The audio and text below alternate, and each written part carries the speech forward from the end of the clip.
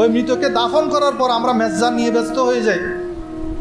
সে মৃত ব্যক্তির কবরের মধ্যে কি হচ্ছে, সওয়ালের জবাব ঠিক মতো দিতে পারছে কিনা, তার কবরের সাথে জান্নাতের কানেকশন হয়েছে না জাহান্নামের কানেকশন হয়েছে সেটা আমাদের চিন্তা নাই। আমাদের চিন্তা শুধু খাবার।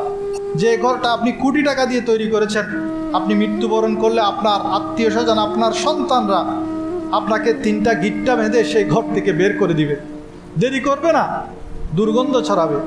আপনি যদি তখন প্রশ্ন করতে পারেন, যদি বলেন, ওরে আমার সন্তানরা, এই ঘর তো আমি কোটি টাকা দিয়ে বানিয়েছি, আজকে তোমরা আমাকে বাইরে কেন নিয়ে যাচ্ছ?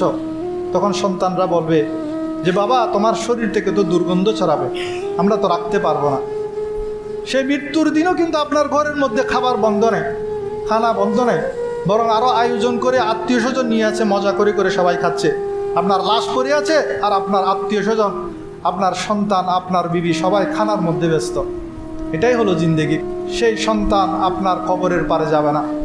প্রথম কয়েকদিন যাবে, একটু দোয়া ইসালে সওয়াব করবে, এরপরে আর দোয়া করে না, আর যায় না।